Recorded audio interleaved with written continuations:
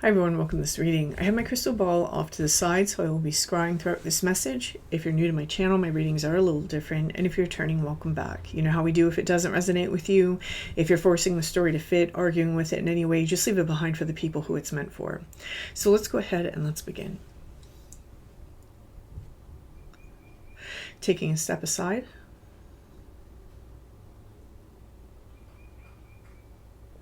And allowing spirit to pass through me.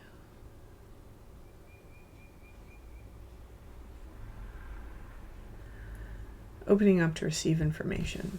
Okay.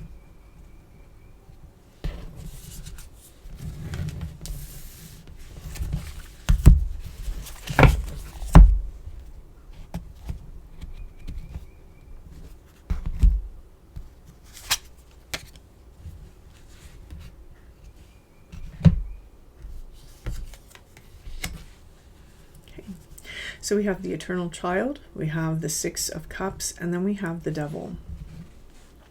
I'm being drawn to read this rather intuitively rather than focusing on the meanings of the cards as they traditionally stand.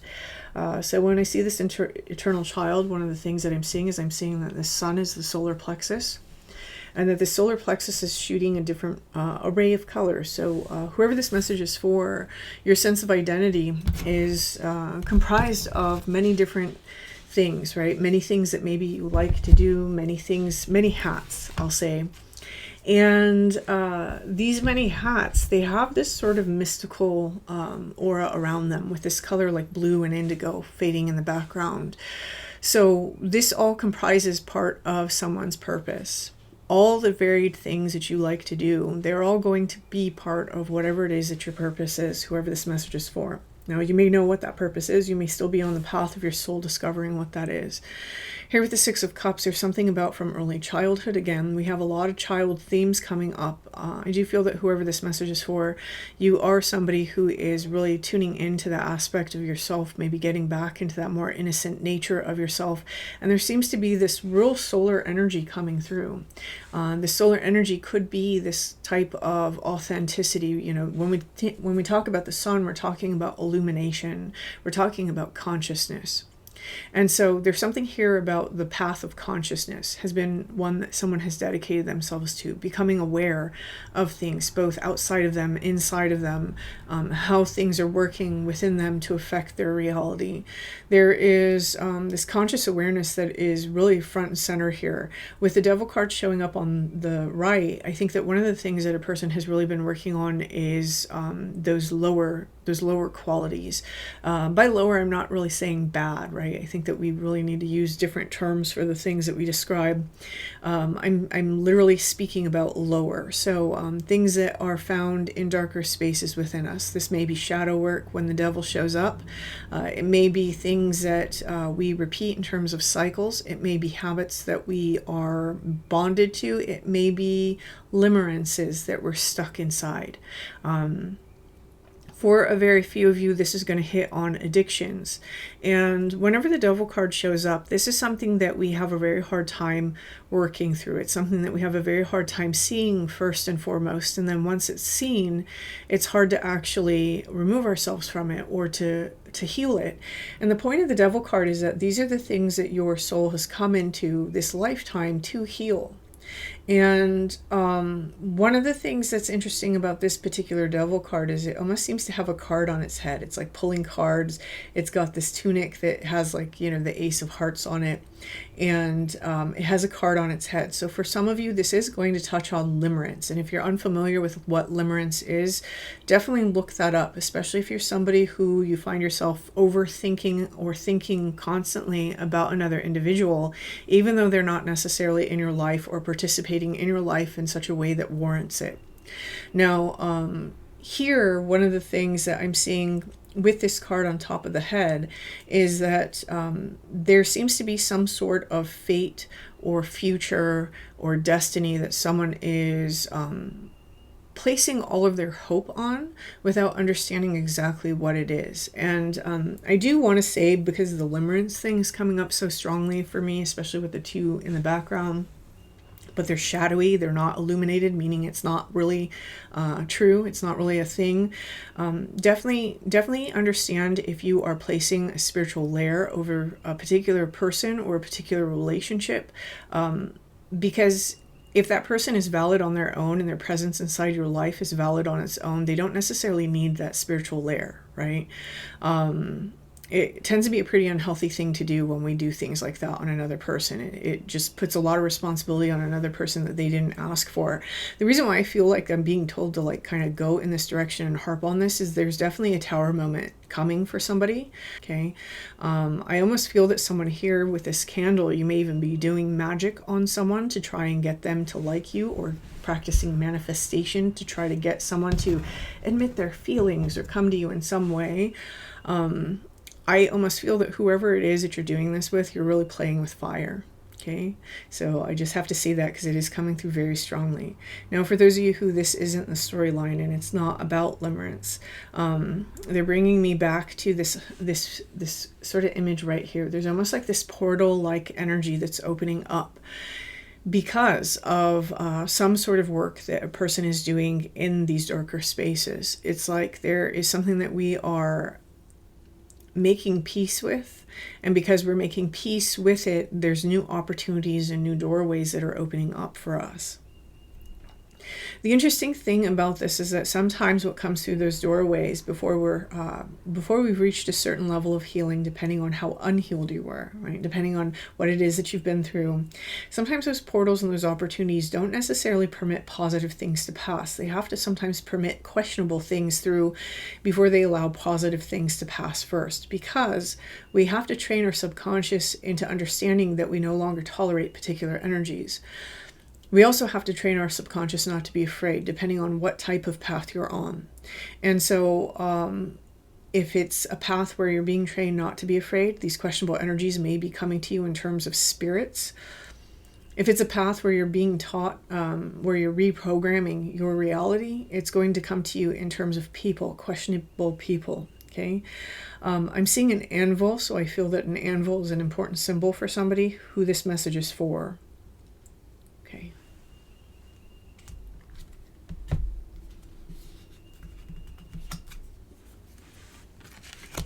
We have the Eight of Cups. So this has definitely been a path for somebody where they've worked very hard on themselves, and they've worked very hard on this complex, that inner child and the shadow complex. Remember, I have said before, this is not a channel based on psychology. I just want to say that first and foremost. My background is shamanism, so the things that I talk about on this channel are going to be things based in that. The shadow is the protector of the inner child. Oftentimes in shamanism, we see this as a black dragon, and we'll see it as the protector of something that is an innocent core. And so here, one of the things that's happening is that somebody has worked very hard to get access to that inner child because their own shadow is protecting it quite heavily. Here with the Queen of Wands, this has led somebody down a path that is a little bit more magical. When we talk about the Queen of Wands, we are talking about the Witch of the Tarot. And so those of you who this reading is resonating for, you may have found that you got particularly drawn into the occult, for example, or magical paths. Now, here we have the Hierophant. This is the life lesson or the soul lesson for somebody within this lifetime, is how to mitigate or how to make peace with this shadow aspect, whether it's appearing to you as people outside of you, for example, if you have to recode your subconscious to allow other people to pass through, or if it is something in terms of spirits. This is someone's life lesson. For some of you, it's going to be both. Typically, we experience these spirits before we experience the people changing, right? So what I mean by that is, for example, whoever this message is for, you definitely haven't attracted good people. I'll just put it that way. And you may notice that you have questionable spirits appear to you, and you learn to work with them, or you learn to mitigate your fear of them before you start the work of changing the people that you attract. Some of you may still be in this arena. Now, this is really about lessons of controlling your own magic, your own personal magic. Each person is born with their own brand of magic. I feel that this reading is really trying to tell somebody that you're on the right path, but there's some things within this devil complex that you're going to want to take care of. Again, very strong energy of that limerence energy. This is my twin flame, this is my other person, this is, all these things. And meanwhile, that person doesn't seem to want to partake in that storyline. You should probably listen, right? It's called respect. And there is this energy also of being pulled around by the nose by particular people, because again, like I said, for some of you, this is not so good people that we are attracting. So really developing the wisdom to be able to lay down the storylines of spirituality that we place on others so that we can look at the person exactly as they are and understand whether or not that's healthy for us. If you're always in your feels, if you're always off center, if you're always overthinking about another person, it's not a healthy situation. Okay, there's this like rewounding energy that I'm seeing between the Six of Cups, the Eternal Child, and the Devil. It's like this cycle that continues to happen, and who's at the base of that is the Queen of Wands. It's the person. So for those of you who are trapped in a situation that you just keep going back to, or you keep getting involved in, understand that there is a point at which you have to break that for yourself. This may be your life lesson, or at least one of your life lessons. This is the work. In other words, this is the karma. So not that you've done something wrong in a past life, and whatever lay people think about karma. From a deeper esoteric standpoint, karma is essentially the energy that you have in your relationship, in your soul's journey towards building the relationship back towards yourself, right? Consciousness is about becoming illuminated. Consciousness is not about gravitating towards other bodies. And so when we talk about that eternal sun, what we're talking about is the soul's journey towards unification with self. Okay, you can think of self as source. This is one of the points of the eternal sun, is that this is a generative source within ourselves. So there is something here where I think that whoever this message is for, you may have a little ways to go still in not placing the importance and the responsibility on other people. And even though this feels like a heavier reading, it's really not. If you notice the sunflowers that are coming in here in the very first card, someone is ready for this. Someone is ready to tackle this lesson. Someone is ready to learn that it's not about other people, that this journey is about yourself. This journey is about healing yourself. It's about loving yourself. So there is, I think that whoever this message is for, you're starting to have that wool that's been placed over your eyes pulled off a little bit, and you're starting to come into a place where you're ready to take up your sovereignty and your personal power. This is a road that will be a lot of work, because whatever the foundational elements were that led someone here, they were not put in place to give you personal power. They were put in place to take power from you.